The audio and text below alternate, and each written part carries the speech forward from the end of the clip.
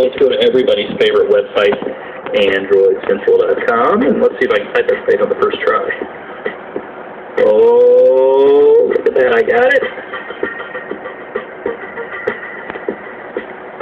I am on Wi-Fi, and everything loads up pretty quick right now, actually. The page itself takes a little second to load. I don't know if that's the browser's fault, if that's the connection's fault, whatever.